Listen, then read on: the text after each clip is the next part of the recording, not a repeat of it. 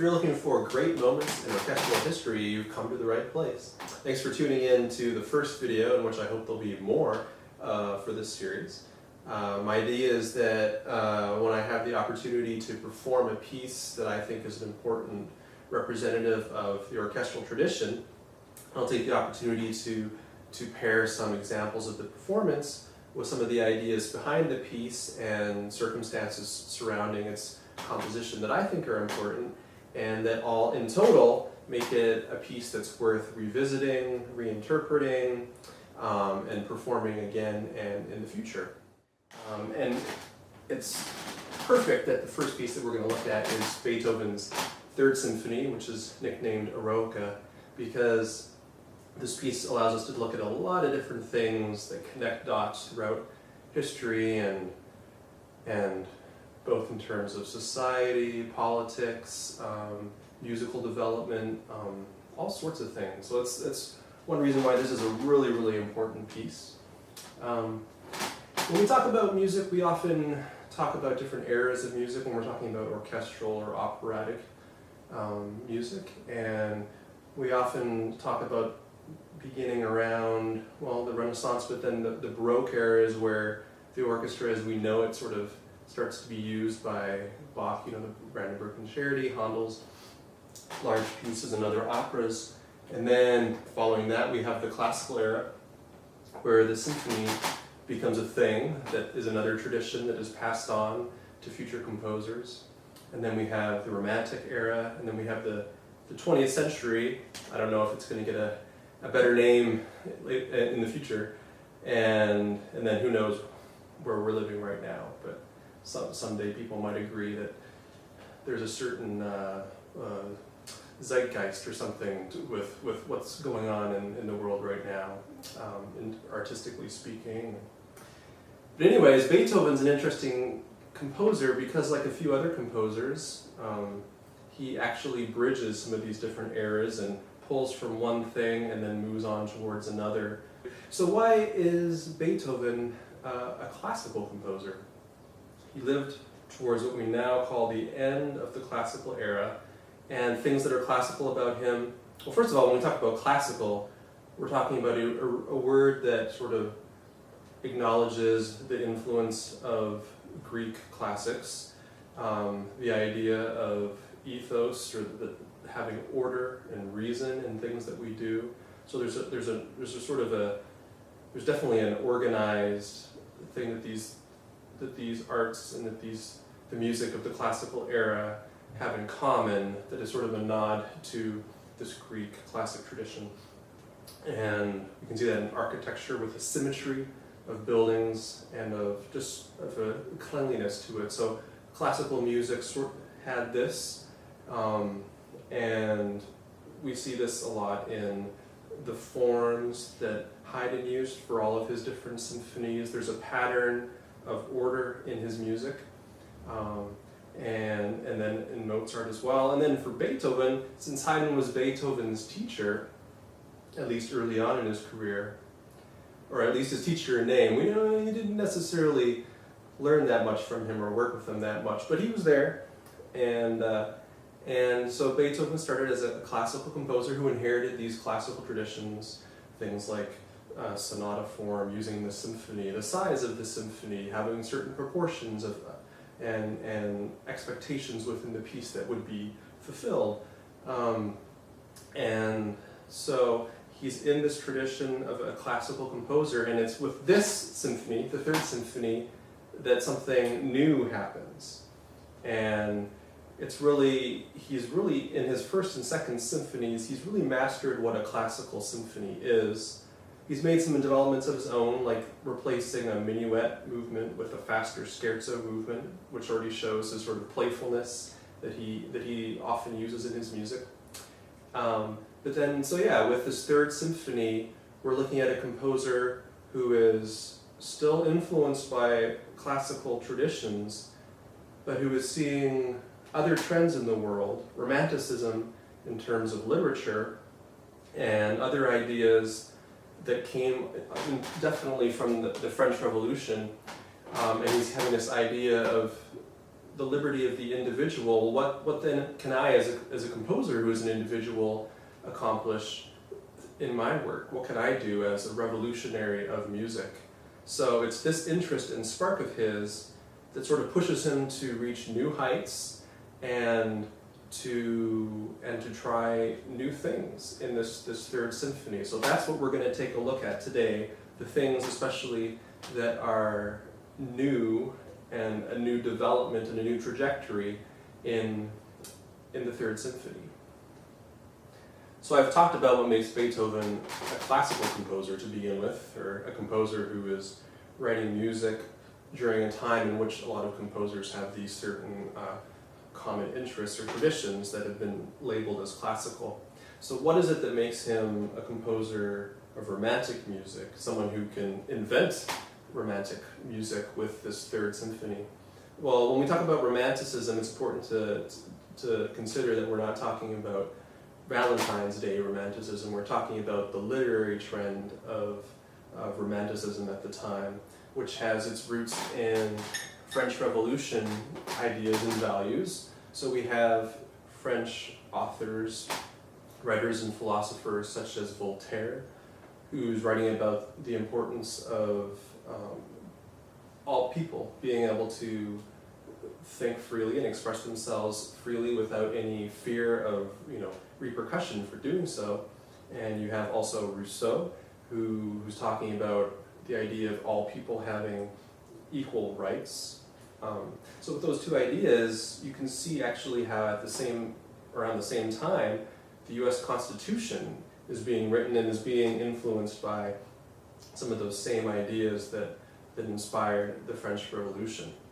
And then out of that came literary trends like, for example, the well-known Scottish author, Sir Walter Scott, who's writing these magnificent tales of people sort of pursuing their interests, their individual interests, as the Romanticism era inspires us to do in the beautiful Highlands of Scotland, which ended up being used by many operatic composers of the Romantic era as well, these same stories that he wrote. And Beethoven, who is also in another country over in Germany, is inspired by these ideas as well, and is actually inspired by the young man who had a part in a lot of military victories for the French Revolution at the time, and is also supporting the revolution as a very young man, and that's Napoleon Bonaparte. So Beethoven dedicates this third symphony to Bonaparte with the idea that he represents all of these values and the promise of the future. So what are some things about Beethoven's actual music that he's written that are a blend of the classical era and then moving on to do something different? Well, first of all, a symphony had become to be expected to begin with an introduction. And you might think that it would be something that would sort of get people into the piece and get them ready for the long adventure that awaits them. Or in the case of pieces before this one, the not so long adventure. So you have Mozart with some of his last symphonies, like his Prague Symphony, or the beginning of Haydn's London Symphony. They have this sort of long introduction section that gets us ready for all of the things that are going to follow it. So Beethoven complies with this tradition, as he will in many cases in this piece, this tradition of the introduction, but in doing so, he makes it extremely short. So whereas it might have been a couple minutes long and kind of brooding before, he just does these two loud outbursts that are almost like gunshots of like the revolution. So you can check off his introduction, got that done. The next thing would be the first of two themes in a symphony that he would write. So this is probably the most classical thing about the movement, is how simple this theme is and how symmetrical and balanced it is. It goes up, goes down, and then it can go up a little bit more, and then it goes down a little bit more, and it's two measures and two measures. So everything is neatly done. in a way that fits with the classical values.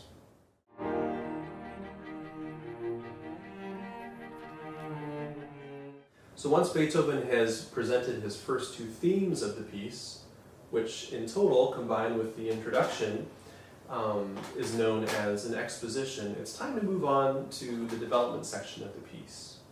Development is kind of like, if we have this exposition, development is where we start going in other places, and you can trust that a composer is always going to bring you back to familiar territory, which perhaps has more weight and meaning after the journey that you've gone on. That's kind of one of the gists or ways of looking at what a sonata form is. And sonata form is what most symphonies begin with.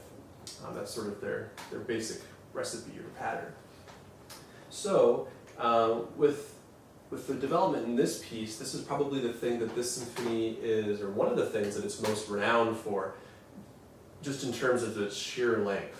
So, and this makes this particular movement, and then in a way the symphony overall basically like twice as long as any symphony that's come before it.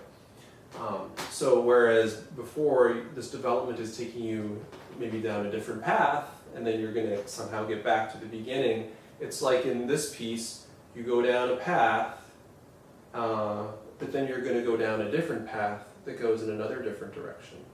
And then you're going to go in another path that goes in a completely different direction. So it's like your expectation to come back home that has been built up over hearing different symphonies is pushed out to the side, and you're going down places where you just feel like you don't know where you are anymore, and you're just not sure what to expect. And you begin to wonder maybe if you're ever really going to end up back where you started. So let's take a look at some examples of this. So he takes you all the way down one road, but then once you've gone to the end of that road, you're just going to go in a completely different direction.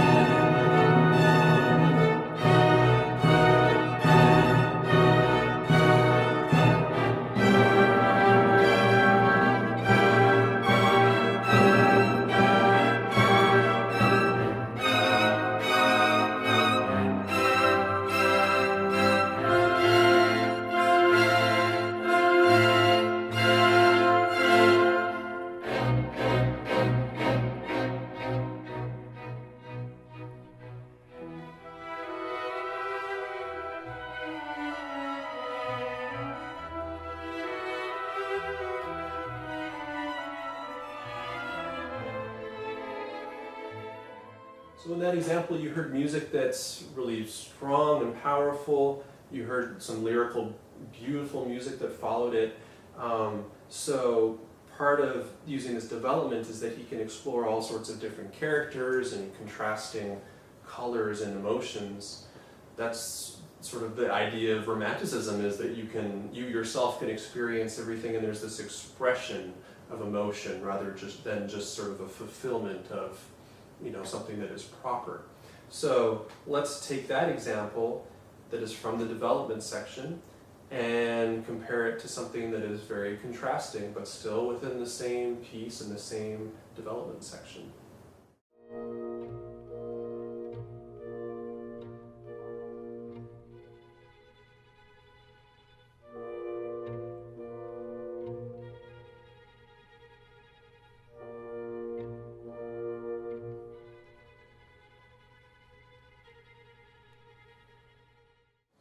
So another reason why Beethoven, and this piece in particular, is really important to me is because it forces us to ask the question, what is the purpose of a piece of music, or what can the purpose be? Haydn was employed in a court to write music that was often meant to entertain people. Granted, these were people who were well educated and might have an appetite for various things that he would try, or even tricks that he would try in his music. And Mozart, who also is often writing music to fulfill certain expectations, not always just for entertainment though. Certainly he's interested in theater and opera, but with Beethoven, you have, with this symphony, it is clear that the goal of this music is not just to entertain people, to fulfill their desire to entertain their guests that they have in their home. No, this music is exploring the full experience of life, experiencing emotion, and it's really up to the listener to take what they may from this musical experience, because there's so much that's in it, and it's really impossible to say what the music is doing, because it's doing all sorts of things. So in that regard, that's one reason why Beethoven may have this ability to go further away from his beginnings, the musical beginnings of the piece, than other composers have done. It's because he's not fulfilling somebody else's expectation or tradition, but he's just going somewhere where he knows where he's going. He trusts himself to take you there and for it to be worthwhile, and he also trusts his ability to bring you back. So after all of these different experiences musically in the development section, he does bring us back. And in my opinion, that the fulfillment of coming back to the musical material that happened before is even more exciting after having been taken so much further away from it. And now it's not the same, because what started as a quiet theme is now glorious with the full orchestra. Here it is. See if you recognize it from before.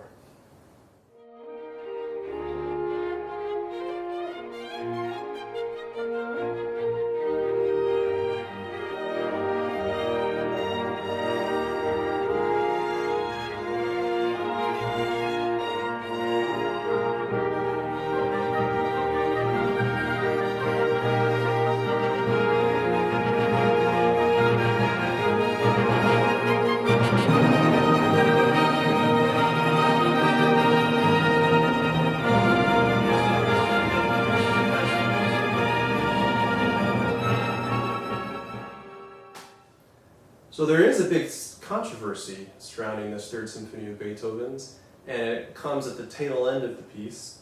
But I'll give you the surprise now, and that is that, so the piece is dedicated to Napoleon Bonaparte, who Beethoven is seeing as this young person of promise, representing the ideals of the revolution. But the piece is done in 1803. It's 1804 when Napoleon goes and declares himself the Emperor of France, doing this huge power grab that, Beethoven is not going to like the news of. So he gets the news that this happened, and this is still right when the piece is freshly done, and he takes the front page of the score and scratches out his dedication to Napoleon, as you can see here. And so what he does then is he has to change the title to a piece that is dedicated to the memory of a great hero, but not specifically to Napoleon, although we do know that that was his original idea. So we now have arrived at the end of the first movement of the symphony, one of 4 movements within the symphony, and it clocks in at a time that is comparable to the entirety of symphonies that were written before this one.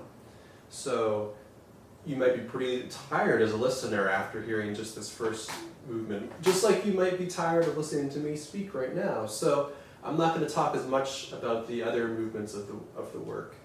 So it's a valid question, is whether the other movements are as significant and inventive and original as the first movement. In my opinion, there certainly are things about them that are very interesting, and the piece as a whole does not have any weaknesses. The second movement is interesting in that it's a funeral march within a symphony, something that is not really done. And so why is it that, because Beethoven is writing this piece before he learns of Napoleon's unfortunate decision to become Emperor of France. So why is it that he's writing a funeral march if at this time he's still inspired by Napoleon, who has not died? So yeah, there isn't really a solid or an agreed upon answer to this question. Some people suggest that maybe it's autobiographical for Beethoven and he's thinking of when someday he will no longer be with us, and therefore maybe he's placing himself within this historic discussion, thinking of himself in the future no longer being alive. I don't know if he would do that, but there's another theory that does make sense, that somebody who supported his career financially and with all sorts of support, beginning when he grew up in Bonn, and then also beyond that when he was living in Vienna, this person had passed away just before he had written the piece. So it could be that he's thinking of that man as he's writing this funeral march. But whatever it may be, it is something that contrasts with the first movement's glorious finish, because it is very slow. It is a funeral march, so since it's a march, it certainly has a pace to it, but it's a very slow pace, and it's very melancholic. So this is how the second movement begins, with its funeral theme.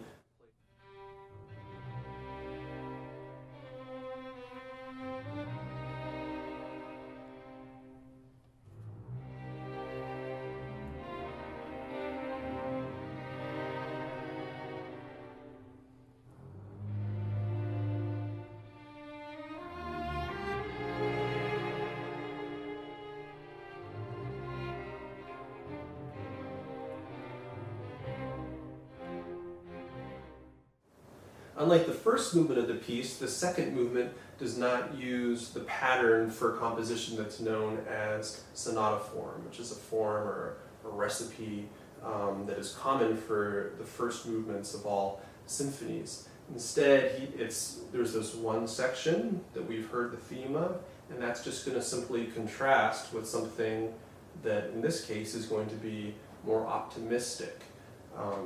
And so we'll hear a little bit of this other theme that contrasts with the funeral march, which is played by the oboe.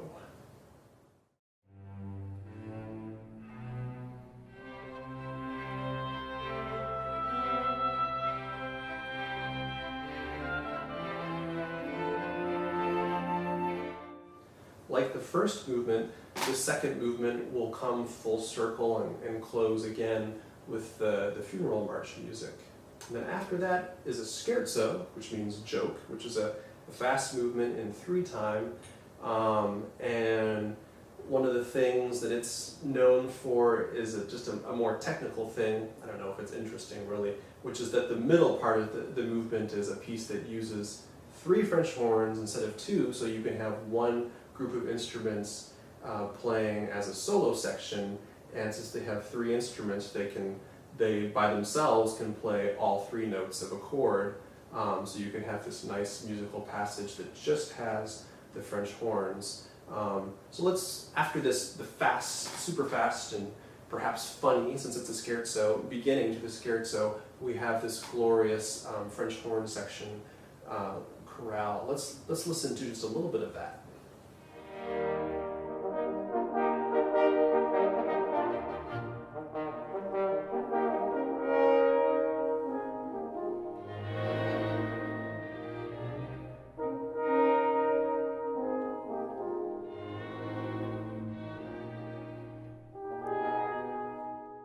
So with that third movement, the scherzo, Beethoven finally gives us a movement that's short. So we can now move on to the finale. And we can actually do so right away because it's meant to be performed directly after the scherzo. So there's no time for people to cough or blow their nose or whatever. You just gotta go on. And this last movement uses yet another different form that is again a pattern that's been or a recipe that's been inherited by him to use, and it's theme and variations. And it's something that's not actually used very often in a symphony because it's a little bit limiting in that you have a theme and then you just do that again with a variation. and then you do that again with something changed again, but it's still somewhat similar to that theme. So you'd have all these different sections. So that might be a little bit limiting for something that's supposed to be as grandiose as a symphony. But I think that Beethoven takes that as a challenge, and that's just another reason that it's even more impressive that this finale ends up having emotional depth and end up feeling like an appropriate balance to that huge first movement and being an appropriate way to finish this magnificent symphony. And so he starts it out kind of like the first movement's theme with something that is very, very simple. And it's kind of amazing at how many different things he'll end up doing with this very simple theme in the finale. And he makes it sound even simpler, accentuating that by having the strings just pluck this theme, which goes like this.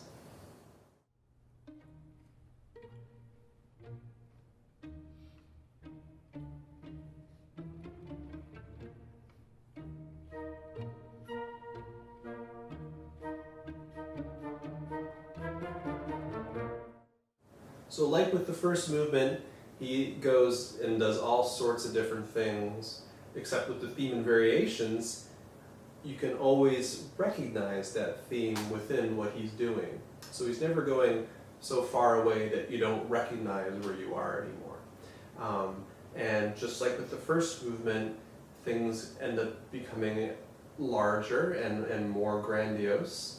And we have this wonderful conclusion, which gets fast at the end. The orchestra and the conductor often have to engage in this sort of discussion as how fast is it, what's possible in terms of going quickly, especially with the French horns at the end and stuff like that. So he really pushes the limit of the musical composition with this piece, and at the very end, he's even pushing the limit of what players can physically do, what's possible in that moment, but also in terms of having been playing already for 45 minutes, it's just he's getting the most out of every single thing that he can, and that's his way of making a musical contribution to Romanticism, and so that's one reason why we now think that the Romantic era of music began at this instance with the Third Symphony. Now, granted, he would go on to compose some things that were still a little bit more classical than this one, and so would other composers as well, but looking back at this point in time, we see commonalities with this Third Symphony and symphonies that would be written in the 100 years that follow it. So it's really significant in that way, and reminds us of some other pieces that had similar sort of influence on things that followed them, but there's not many like it. So it's really an important piece, musically speaking, but also reminds us of how music can reflect society, politics, and something that is personal, because all of this is sort of incorporated into this piece. And whether or not he's regardless of what his intention is, or whether he has a specific intention, all of these things are sort of been brewing in the culture, and they finally manifest themselves in this Third Symphony, which is no longer called Napoleon Bonaparte, but it's all still in there. All of this is in this piece, and so. Please, by all means, check it out, and see you next time.